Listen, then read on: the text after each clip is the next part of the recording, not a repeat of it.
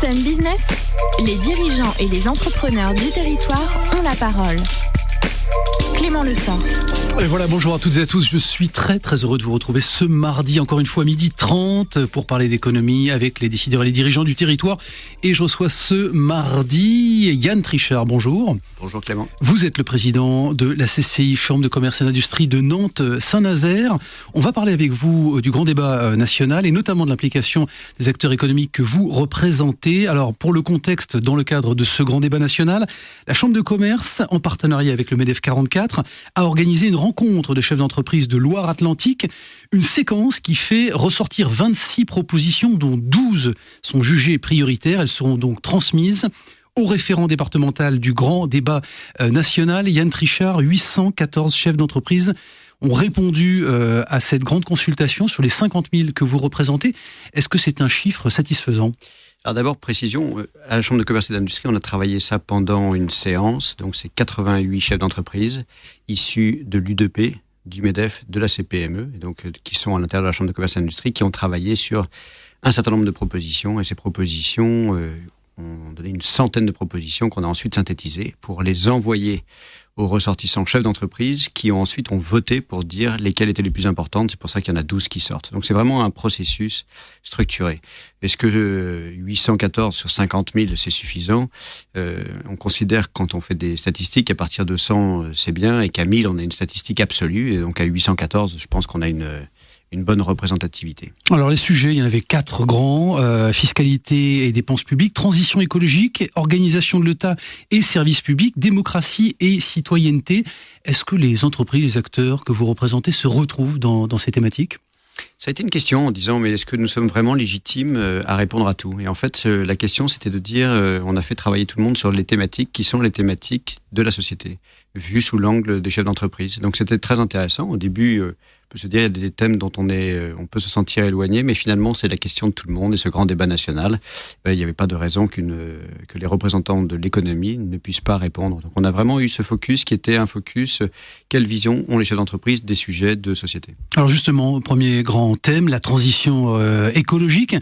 Une des propositions encourage en tout cas à faciliter le suramortissement pour les entreprises qui investissent dans la transition écologique. Alors le suramortissement, pour celles et ceux qui nous écoutent très rapidement, il s'agit de réduire de 40% de la valeur de l'investissement sur le bénéfice imposable. En gros, pour résumer, c'est une économie d'impôts.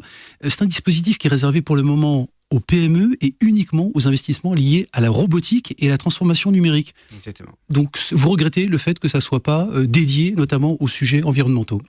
Alors, on ne regrette pas, mais on trouve que ce serait bien. On est dans une démarche de transition écologique qui est fondamentale, et donc il faut qu'on y aille, et il faut que les entreprises y aillent.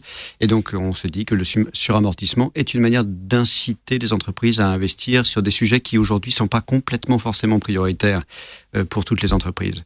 C'est pour ça que c'est très intéressant, cette offre. Mais ce qui est très important aussi, c'est de savoir quelle est la proposition qui est le mieux ressortie. Et les chefs d'entreprise, à 94,4%, ont sorti que et c'est la première proposition, donc 814 personnes, je rappelle, qui ont répondu par rapport à ça, dit il faut qu'on favorise les circuits courts. Ça veut dire, et ça c'est très important, donc ça veut dire qu'il y a une démarche d'orientation, une volonté forte des chefs d'entreprise de travailler dans une logique de circuits courts et donc de protection de l'environnement. Et ça c'est très nouveau, et moi je peux que saluer notre territoire qui est donc mobilisé là-dessus. Mais est-ce que cette proposition, notamment, permettrait de sortir de la logique un peu permanente, en tout cas qui existe depuis toujours, de fiscalité environnementale ou d'éco-fiscalité qui est d'abord punitive ? On punit les entreprises qui, selon le règlement, je dirais, pollueur-payeur. On encouragerait donc, du coup, à l'inverse, des comportements vertueux. Ouais, je crois que c'est toujours la logique des chefs d'entreprise, c'est de travailler plutôt au vertueux, plutôt de travailler à la punition. Donc c'est un peu la logique, c'est comme ça que ça se passe dans les entreprises. On essaie de travailler positivement sur la création de valeur. Donc là, l'idée, on sait tous qu'on a des enjeux environnementaux très forts, et on sait tous aussi que la qualité, et que demain, la logique, et j'espère que les consommateurs iront vers ça, à travailler de plus en plus vers les circuits courts, vers l'achat local, vers l'identification de fournisseurs à proximité, de manière à ce qu'on réduise notre empreinte carbone simplement par une réflexion meilleure. On travaille beaucoup là-dessus à la Chambre de commerce et d'industrie pour favoriser justement le développement de circuits courts à l'intérieur des zones d'activité. Donc pour qu'à l'intérieur d'une zone d'activité, on puisse identifier des gens avec qui on peut travailler, y compris à retraiter les déchets qui peuvent servir de matière première pour d'autres entreprises. Et je crois qu'on a une vocation à travailler positivement là-dedans et le suramortissement vient en complément. Fiscalité et dépenses publiques, vous proposez, en tout cas l'ensemble des entreprises, le revenu global de celui qui travaille devrait être ou doit être supérieur à celui qui est subventionné. Est-ce que c'est une remise en cause, pour le dire autrement, du principe de l'État-providence et des politiques sociales au-delà des appartenances politiques à l'attention de celles et ceux qui sont éloignés encore du marché de l'emploi et du travail? Non, c'est vraiment très important de dire qu'aujourd'hui nous avons besoin d'accompagner l'ensemble des personnes et l'État-providence en tant que tel, c'est surtout l'État qui doit accompagner l'ensemble des personnes pour que personne ne soit en situation de précarité. Premier point. Le deuxième, c'est de dire par contre une prime au travail, c'est normal. Parce qu'il faut inciter les gens à pouvoir avoir envie d'aller travailler.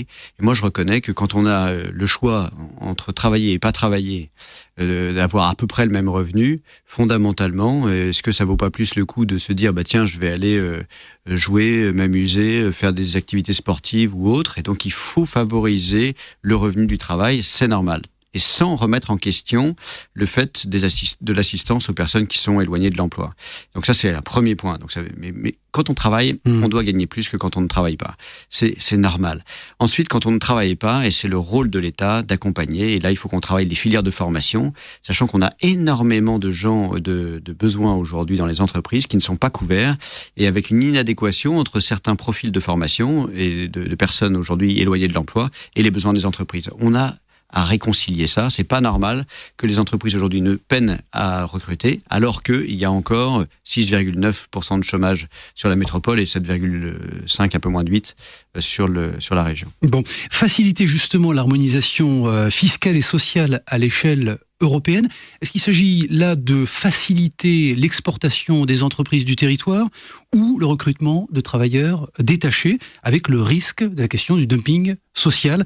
Là, l'idée, c'est justement d'avoir une fiscalité, une démarche sociale européenne qui fasse qu'on limite les inégalités qui aujourd'hui favorisent le dumping social. Donc on est bien dans une logique qui favorise le fait de travailler avec des gens localement, qui ait une protection sociale française et ou européenne, mais harmonisée. Tout ça pour avoir une vraie équité et favoriser encore une fois le support des personnes en situation précaire, mais aussi le fait de travailler avec les gens locaux plus que de faire venir des gens de très loin.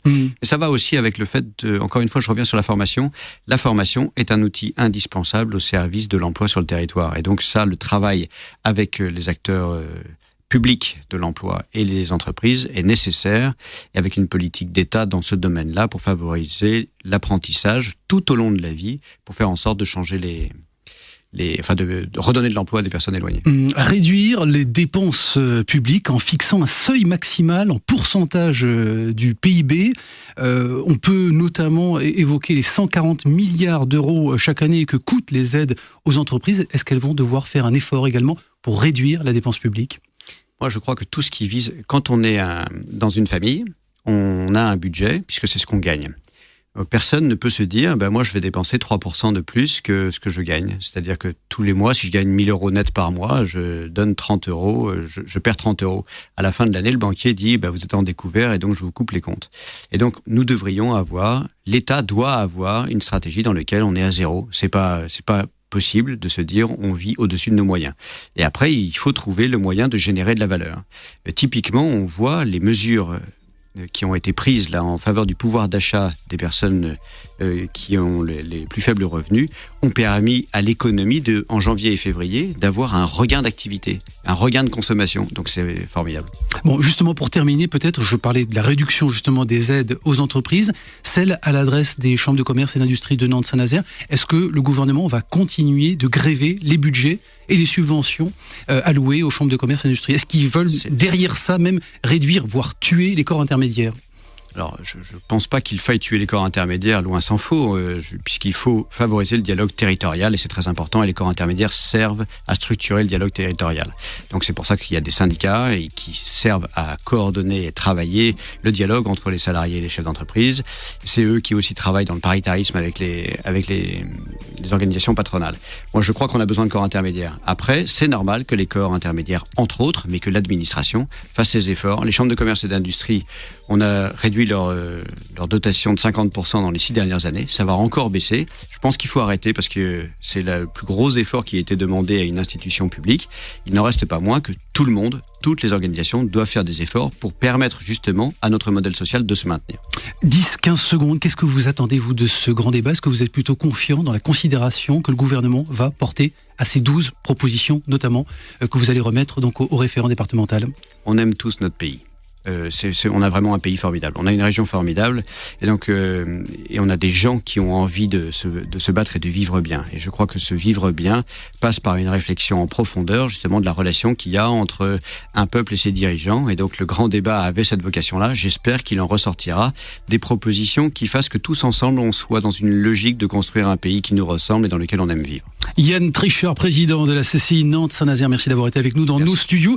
J'en profite très rapidement pour vous préciser que la semaine prochaine, je recevrai David Goyer. Il est fondateur et CEO de Orthopus. C'est un ancien de l'équipe Aldébaran pour le robot Nao. Vous en avez sans doute entendu parler. Aujourd'hui, il développe une entreprise de conception de prothèses en open source. À mardi prochain, vous pouvez retrouver bien sûr cette émission sur les players et l'application MySon. Merci pour votre fidélité au Son Unique. À très bientôt.